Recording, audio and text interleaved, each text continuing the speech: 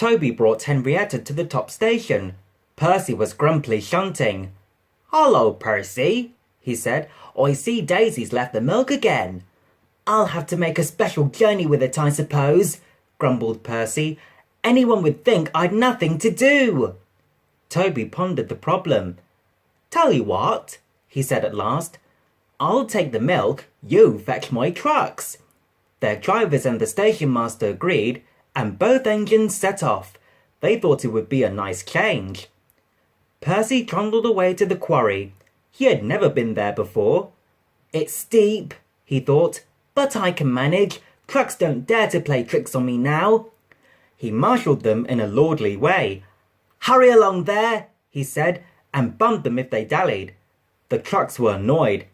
"This is Toby's place," they grumbled. "Percy's got no right to poke his funnel up here and push us around." They whispered and passed the word. "Pay Percy out!" At last they were all arranged. "Come along," puffed Percy sharply. "No nonsense." "We'll give him nonsense," giggled the trucks, but they followed so quietly that Percy thought they were completely under control.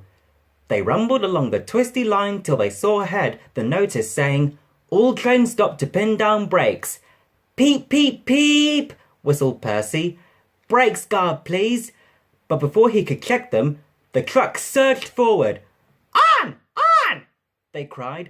Percy, taken by surprise, could not stop them, and in a moment they were careering down the hill. "Help! Help!" whistled Percy. The man on duty at the street crossing rushed to warn traffic with his red flag, but was too late to switch Percy to the runaway siding. A slow-moving cockerel lost his tail feathers as Percy thundered across, but Percy couldn't bother with him. He had other things to worry about. Frantically trying to grip the rails, he slid past the engine shed into the yard. "Peep, peep! Look out!" he whistled. His driver and fireman jumped clear. Percy shut his eyes and waited for the end. At the end of the yard, there are sheds where workmen shape rough stone brought from the quarry. Then they load it into trucks, which are pulled to another siding out of the way. A train of these stood here when Percy came slithering down. The guard had left his van. He was talking to the station master. They heard frantic whistling and a splintering crash. They rushed from the office. The brake van was in smithereens. Percy, still whistling fit to burst, was perched on a couple of trucks, while his own trucks were piled up behind him. The Fat Controller arrived next day. Toby and Daisy had helped to remove most of the wreckage, but Percy still stood on his perch. "We must now try," said the Fat Controller crossly, "to run the branch line with Toby and a diesel. You have put us in an awkward predicament." "I'm sorry, sir." "You can stay there," the Fat Controller went on, "till we are ready. Perhaps it will teach you to be careful with trucks." Percy sighed. The trucks wobbled beneath his wheels. He quite understood about awkward predicaments.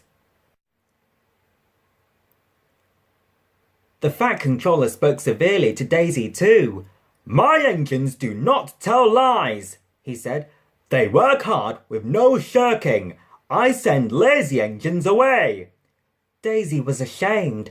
"However," he went on, "Toby says you worked hard yesterday after Percy's accident, so you shall have another chance." "Thank you, sir," said Daisy. "I will work hard, sir. Toby says he'll help me." "Excellent.